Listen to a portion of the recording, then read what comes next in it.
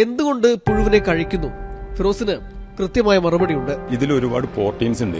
പിന്നെ നമുക്ക് കിട്ടുന്ന ഭക്ഷണങ്ങളൊന്നും സത്യത്തിൽ പറഞ്ഞാൽ നല്ലതല്ല എന്നുള്ളത് ഞാൻ ഉൾപ്പെടെയുള്ള എല്ലാവർക്കും അറിയാം. പക്ഷെ ഞാൻ ഉൾപ്പെടെ എല്ലാവരും അത് കഴിച്ചുകൊണ്ടിരിക്കും. പക്ഷെ നിർബന്ധിതമായി നമ്മൾ കഴിക്കാൻ ബാധ്യസ്ഥരാവാണ്. അപ്പോൾ ഇതിൽ ഇത്രയും ഗുണമുണ്ട്. പിന്നെ ഇതിന്റെ രൂപമാണ് എല്ലാവരുടെയും ബുദ്ധിമുട്ട്. എന്നെ സംബന്ധിച്ചിടത്തോളം ആ രൂപം മാറ്റാൻ പറ്റുമെന്നുള്ള 100% ഉറപ്പ് എനിക്കുണ്ട്. ഇത് നമുക്ക് ഒട്ടനവധി ഓപ്ഷൻസ് ഉണ്ട്. ഇതിൽ നമുക്ക് ഏത് ഫുഡിന്റെ കൂടെ നമുക്കിത് ഉപയോഗപ്പെടുത്താൻ പറ്റും. പിന്നെ നമുക്കിത് ക്രീമായിട്ടോ പൗഡറായിട്ടോ എങ്ങനെ വേണമെങ്കിലും ഉപയോഗിക്കാം. അപ്പോൾ നമുക്കിത് രൂപം ഒരു പ്രശ്നമല്ല. പലതരത്തിലുള്ള ഭക്ഷണങ്ങൾ വിപണിയിൽ ഉണ്ടെങ്കിലും പുഴുവിനെ കൂടി എല്ലാവരും പരീക്ഷിച്ച് നോക്കണമെന്നാണ് ഫിറോസിന്റെ പക്ഷം. ഇപ്പോൾ ഒരു വലിയൊരു കുത്തക കമ്പനി ഇതിന് തയ്യാറായി മുന്നോട്ട് വന്നാൽ ആ പൗഡർ ഞാനും നിങ്ങളും വലിയ പൈസ കൊടുത്ത് വാങ്ങിച്ചു കൊണ്ടുപോകുന്നുള്ളതിൽ ഒരു സംശയമില്ല.